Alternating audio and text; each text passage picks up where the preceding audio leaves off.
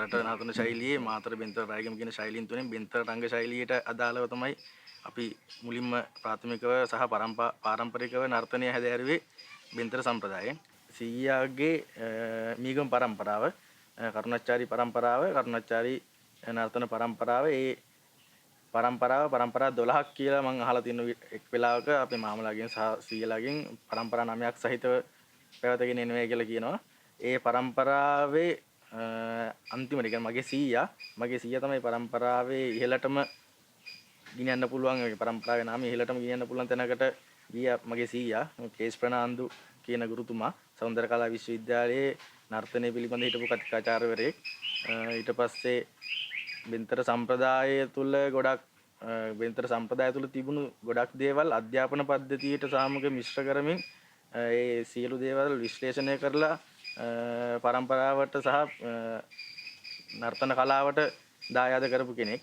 අලුතර විද්‍යාලයේදී මම ප්‍රාථමික අංශයේ සිට නර්තනය හැදෑරුවා. ඊට පස්සේ මම ද්විතීයික අංශයට කනිෂ්ඨ අංශයට ආවට පස්සේ මම 6 වසරේ සිට 9 වසර දක්වා සංගීතයේ විෂයක් විදිහට හැදෑරුවේ. ඊට පස්සේ ආයේ 10 වසරේදී විෂයන් මාරු කිරීමේදී මම නැවතත් පාරම්පරිකව අපි පවත්වාගෙන ආපු නර්තනයේ විෂයට යොමු වුණා. ඊට පස්සේ උසස් පෙළ ප්‍රථමයෙන් හැදෑරුවේ ජීව විද්‍යාංශයෙන්. ඊට පස්සේ පළවෙනි වර විභාගයේ වෙනි සිටියට පස්සේ දෙවෙනි වර විෂයන් මාරු කරලා නර්තන විෂය, භූගෝල විද්‍යාව සහ ඉතිහාසය යන විෂයන් තුනෙන් උසස් පෙළ හදාarලා සෞන්දර්ය කලා විශ්වවිද්‍යාලයට තේරිපත් වුණා. සෞන්දර්ය කලා විශ්වවිද්‍යාලයේදී ප්‍රාසංගික කලාවේදී විශේෂ උපාධියක් හැදෑරුවා පහතරට ප්‍රධාන විෂය කරගෙන. එහිදී පහතරට මාතර බෙන්තර රාගම ශෛලීන්, කෝලම් නර්තනය, ශාන්ති කර්ම පෙළපාලි, ගැමි නැටුම්, ඊට පස්සේ සාම්ප්‍රදායික ගායනා, සංගීතය, ඒ වගේ විෂයන්, බෙර වාදනය වගේ විෂයන් හැදෑරුවා. කෝලම් නර්තනයේදී කොටස් කීපයක් තියෙන පූර්ව රංග, රජු සහ බිසව පැමිණීම, රජු සහ බිසව පැමිණියාට පස්සේ සබ නැටුම් තියෙනවා, සබ නැටුම් කොටස්. ඊට පස්සේ එතනින් පස්සේ කතාවස්තුවක් හෝ දෙකක් ඉදිරිපත් කරනවා. ඒ කොටස් වලදී විශේෂිත වූ ලක්ෂණ සහිත වෙස්මුණු අපිට දක්වන්න පුළුවන්. පූර්ව රංග වශයෙන් එන්න පණවිඩ පනත් කෝලම් කියන කෝලම් වල වෙස්මුණු ඇත්තටම සාමාන්‍ය ජීවිතයේ පවතින සාමාන්‍ය මනුෂ්‍ය චරිත. ජස විදානය, අනබෙර, ඊට පස්සේ ලෙන්චිනා, පොලිස්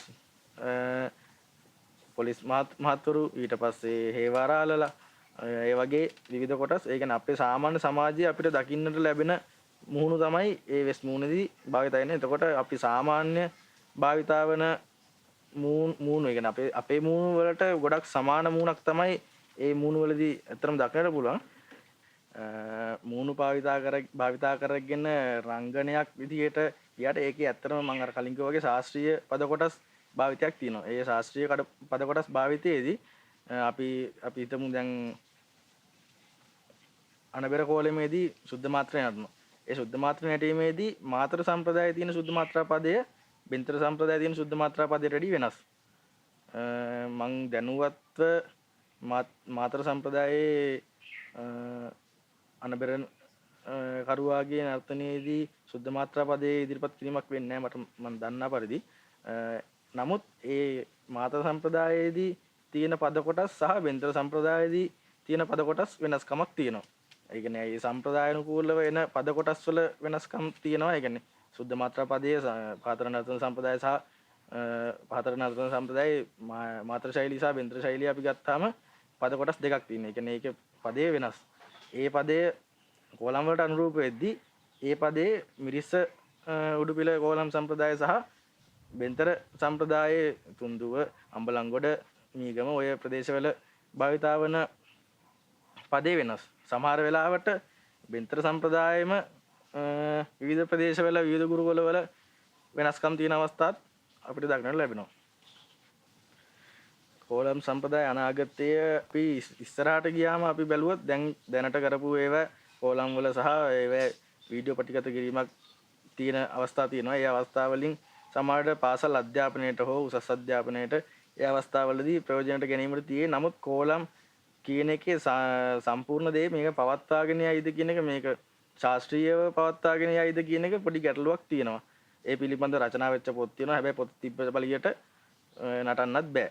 ඒ වගේම වීඩියෝ එක බලපු පළියට නටන්නත් බෑ. භාවිතයක් නැතිකම නිසා තමයි අපිට මේ දේවල් වියකිලා යන්නේ. ඒ වගේම මේකට අනුග්‍රහයක් සමග මේ අපි හිතමු කෝලම් කෞතුකාගාරයක් හෝ මොකක් හරි ඒ වගේ දෙයක් හදලා ඒක සතියකට පාරක් විදේශිකයන් දේශීය සංචාරකයින්ට මේ බැලීමට අවස්ථාවක් උදා කරලා දුන්නා. ඒ වගේ අවස්ථාවකින් මේ නැවතත් පණ ගන්න පුළුවන් වෙයි කියලා මට හිතෙනවා. ශාන්තිකර්ම ශිල්පියා කිව්වම ඔහු නර්තන ශිල්පියෙක්, පෙරවාදන ශිල්පියෙක්, ඇඹුම් ශිල්පියෙක්, චිත්‍ර ශිල්පියෙක්, මෙහුම් ශිල්පියෙක්, මෙහුම් ගෙතුම් නිර්මාණ, ඊට පස්සේ කොළ කැටයම් කලාව, ඊට පස්සේ යන්ත්‍ර මන්ත්‍ර කලාව, ඊට පස්සේ ආදී විවිධ නාට්‍ය කලාව, ඊට පස්සේ සංගීතය, ගායනය, වාදනය, ඒ වගේ සියලුම කලාවන් ප්‍රගුණ කරපු කෙනෙක් තමයි මේ ශාන්තිකර්ම ශිල්පියෙක්, කලා ශිල්පියෙක් කියලා කියන්න පුළුවන්. වර්තමාන සමාජ රටාවත් එක්ක අපිට ජීවන සටනයක තමයි යෙදෙන්න වෙලා තින්නේ. පරම්පරාව ඒ අතරින් අපි බොහොම අමාරුවෙන් තමයි මේ පරම්පරාව රැකගෙන මේ කලාව රැකගෙන යන්නේ. ඒකෙදි අපිට තියෙන එක අපිට සාමාන්‍යයෙන් අපි අපේ වයසත් එක්ක අපි දැන් ඉගෙන ගන්න කාලේදී ඉගෙන ගන්න ඕනේ. ඊට පස්සේ කාලේදී රස්සාවක් කරන්න ඕනේ.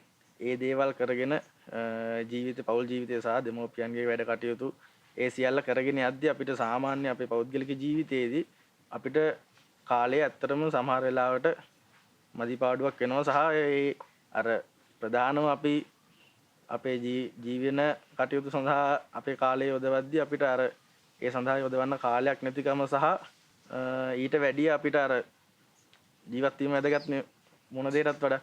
ඒක නිසා අර ඒ දේවල් වලට යද්දී අරකට අපිට කාලය නැති වෙනවා. ප්‍රධාන තැනක් දෙන්න වෙනවා. ඒක නිසා තමයි කලාව ගොඩක් වෙලාවට මේ පරපුරු වලින් පරම්පරාවල ඉන්න අනුප්‍රාප්තිකයින් දරුවන් මුණුබුරන් වගේ කට්ටිය ගොඩක් වෙලාවට වෙනත් විෂයන් වලට යොමු වුණාට පස්සේ තමයි මේ කලාව ගොඩක් වෙලාවට නැති වෙලා තියෙන්නේ.